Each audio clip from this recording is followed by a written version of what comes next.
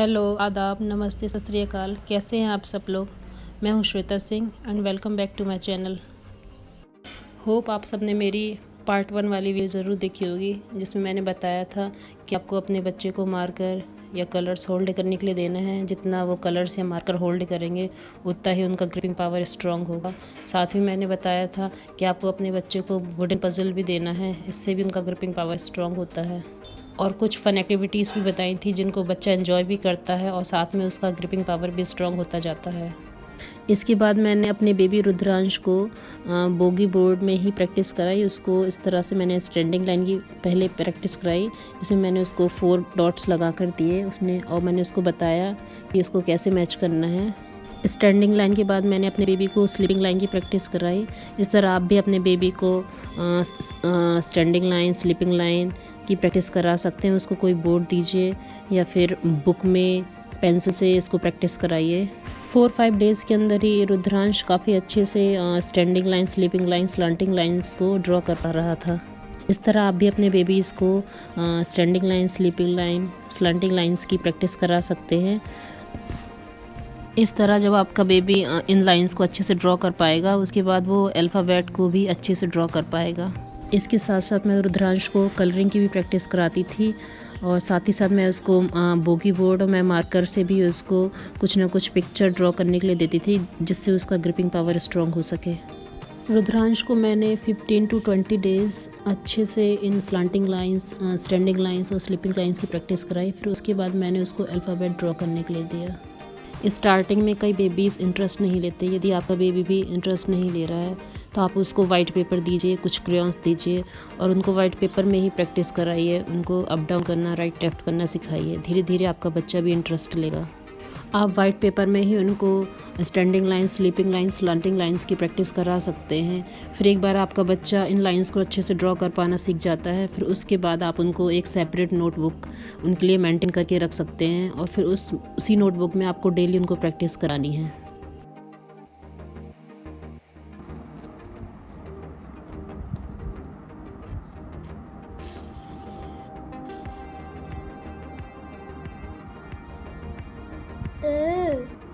No.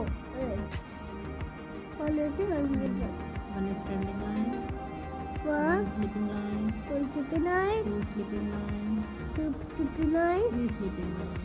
Two sleeping line. इसके साथ साथ आपको एक टाइम फिक्स करना है, जिस टाइम आप फ्री हो, आपका बेबी भी फ्री हो। और कभी ये होता है कि कभी हम फ्री होते हैं या तो हमारा बेबी इंटरेस्ट नहीं लेता है, तो आई सजेस्ट कि शाम का टाइम 4 to 6 PM के आसपास का टाइम सही रहता है, जब हमारे पास भी टाइम होता है, हमारा बेबी भी फ्रेश होता है। तो इस टाइम आप अपने बेबीज़ को प्रैक्टिस कराइए। साथ ही आप उनका एवरीडे का रूटीन रखिए कि उनको डेली प्रैक्टिस करानी है, डेली उनको राइटिंग करना है, डेली उनको एटलीस्ट 1 पेज उनको राइटिंग करना है। जब आप डेली अपने बेबीज़ को एटलीस्ट 1 पेज राइटिंग करवाएंगे तो उनको भी पता होगा कि हमको 1 पेज राइटिंग करना है। धीरे धीरे आपका बेबी भी इंटरेस्ट लेता है। इस तरह मैंने रुद्रांश को AEFHIKLMNTVWXYZ की प्रैक्टिस कराई। फिर इसके बाद मैंने रुद्रांश को कर्व की प्रैक्टिस कराई। पहले मैंने उसको राइट कर्व की प्रैक्टिस कराई, फिर उसके बाद मैंने उसको लेफ़्ट कर्व की प्रैक्टिस कराई। इस तरह आप भी अपने बेबीज़ को प्रैक्टिस कराइए, स्टेप बाय स्टेप उनको धीरे धीरे प्रैक्टिस कराइए। जब भी आप अपने बेबीज़ को इवनिंग में राइटिंग करवाते हैं तो उनके लिए प्रॉपर एक टेबल, बेबी टेबल और बेबी चेयर का अरेंजमेंट करें। इससे बेबी भी आपका इंटरेस्ट लेता है, साथ ही साथ उसका हैंड राइटिंग भी अच्छा होता है। मैंने अपने बेबी रुद्रांश को कर्व्स की अच्छे से प्रैक्टिस कराई। मुझे 15 to 20 डेज़ लगे रुद्रांश को अच्छे से कर्व की प्रैक्टिस कराने में। फिर उसके बाद मैंने रुद्रांश को BCDGOPQRSU की मैंने रुद्रांश को प्रैक्टिस करवाई। इस तरह आप भी अपने बेबीज़ को प्रैक्टिस करवा सकते हैं। धीरे धीरे उनको प्रैक्टिस करवाइए, स्टेप बाय स्टेप आगे बढ़िए।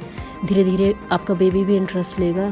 थोड़ा टाइम लगेगा। मेरे बेबी रुद्रांश को 2-3 मंथ इन अल्फ़ाबेट्स को ड्रॉ करने में लगे। धीरे धीरे आपका बेबी भी अल्फ़ाबेट को अच्छे से ड्रॉ कर पाएगा। इसके साथ साथ आप उनका एवरीडे का रूटीन रखिए कि एवरीडे उनको प्रैक्टिस करना है, एटलीस्ट उनको 1 पेज हैंड राइटिंग करना है। साथ में बेबीज़ की आप सिटिंग पोस्चर का भी ध्यान रखिए, प्रॉपर उनको बेबी चेयर दीजिए, उनके लिए बेबी टेबल का अरेंजमेंट कीजिए। इससे आपका बेबी भी इंटरेस्ट लेगा, साथ में उसकी हैंड राइटिंग भी अच्छी होगी। फिर एक बार आपका बेबी अल्फ़ाबेट्स को अच्छे से ड्रॉ कर पाता है, फिर उसके बाद आप उसके लिए बेबीज़ के लिए सेपरेट नोटबुक का मेंटेन करके रखिए और उनको डेली उसमें प्रैक्टिस कराइए। बीइंग अ पेरेंट आप इस बात का ध्यान रखें कि आपको अपने बेबी को डेली प्रैक्टिस करवानी है, डेली 1 पेज हैंड राइटिंग करवाना है। इससे आपके बच्चे को भी हैबिट होगा कि, और उसको भी पता होगा कि मुझे 1 पेज हैंड राइटिंग करना है। धीरे धीरे बेबीज़ भी इंटरेस्ट लेने लगते हैं। स्टार्टिंग में मैंने रुद्रांश को बोगी बोर्ड में ही प्रैक्टिस कराई। मैंने उसको A to Z सारे अल्फ़ाबेट्स मैंने उसको बोगी बोर्ड में सबकी प्रैक्टिस कराई। फिर मैंने उसके बाद उसको बुक में प्रैक्टिस कराई। उसके मार्केट से मैंने ट्रेसिंग वाली बुक्स ली जिसमें डॉट्स पर ट्रेस करना होता है। इस तरह आप भी अपने बेबीज़ को ट्रेसिंग वाली बुक्स में प्रैक्टिस करवा सकते हैं। फिर आप उनको सिखाइए कि उनको 4 लाइन्स में कैसे अल्फ़ाबेट को ड्रॉ करना है। यदि मेरी ये वीडियो आप सबके लिए हेल्पफुल है तो मेरी वीडियो को लाइक करिएगा, चैनल को सब्सक्राइब करिएगा और कमेंट करके ज़रूर बताइएगा कि मेरी वीडियो आपको कैसी लगी। और आप सबसे एक रिक्वेस्ट है, कोविड-19 बहुत फैल रहा है, इसलिए आप सबसे रिक्वेस्ट है कि आप लोग घर पे रहें, सेफ़ रहें। Thank you for watching.